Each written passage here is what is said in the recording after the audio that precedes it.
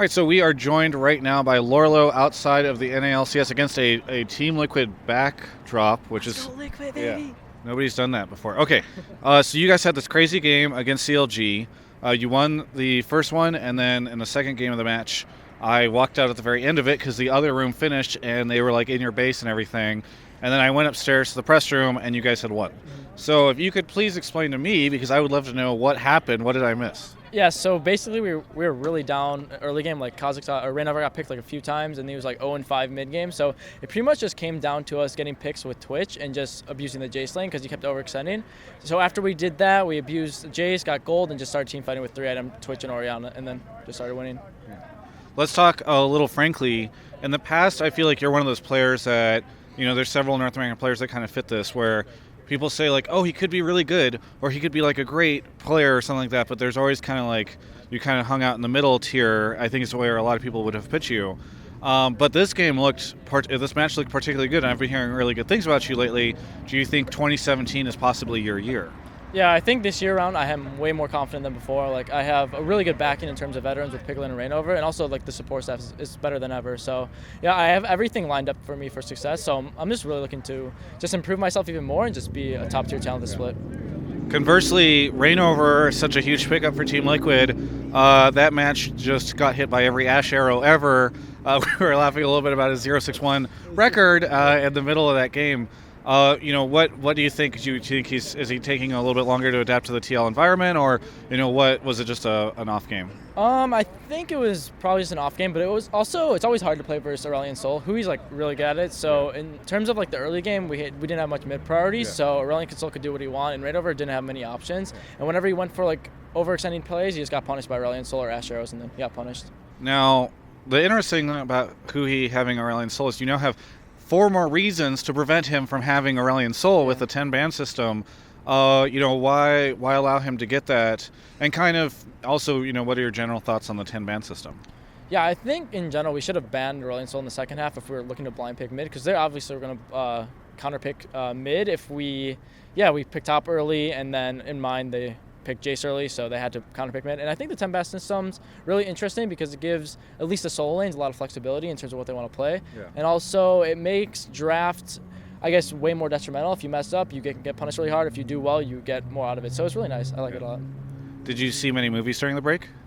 Any movies? Yeah. No, I didn't see any movies. I saw one. It was called Breaking Point. You were in it. Please. I'm very curious.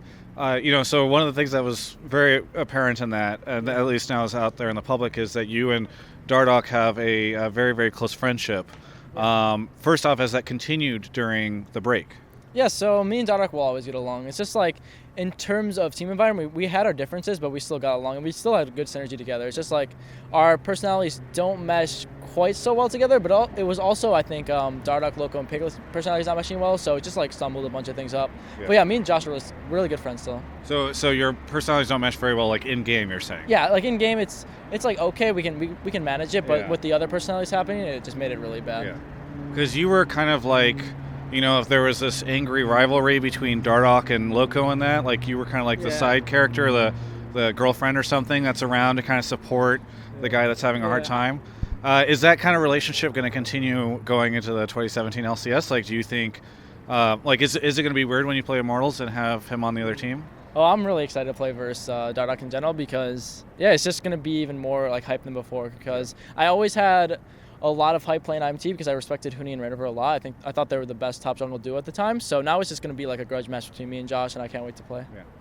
Finally, so many people are talking about this like tank meta top lane and kind of the craziness of top lane right now. What are your general thoughts on the meta and, like where everything is headed and all that? So yeah, the tank meta is still around, but it doesn't count out that the carry champs can still come to play, because there's like Fiora, Jace, Camille, Rumble, even Gnar can be played right now. So there's a lot of good carry champs that can be played, and also just like tanks in general. So it just depends on the draft and what the team's looking for. Finally, I just talked to Lemon, and he was saying that he actually really liked to see the 10-ban system implemented into the regular game. Mm-hmm. What do you think of the idea of doing something like that? Wait, so the 10-ban system onto live? Oh, onto live. Oh, yeah. For like solo queue. I think it would be not as beneficial because I think people will get frustrated with it all at first, and also I don't think it's necessary. I think the 3-ban system for solo queue is way better than 10-ban. Also, it would make queue times really long, I think, so I don't think it's worth it. Is there any element in your mind that, like it is kind of worse practice to solo queue in a 3-ban system because it's not necessarily representative? I mean, obviously solo queue is never representative of what's happening in there, but it's less representative even than normal. I don't think it would be less practice. I think it's just different environments. Because solo queue you use like practice champs anyways, and then in competitive you use tryout and make sure to practice them in stream. So I don't think it would change too much. Very good. Is there anything that you would like to say to any of the Team Liquid fans? Just thanks for supporting us. Just make sure to stick with us, and we're gonna have like the best split yet. I can guarantee it.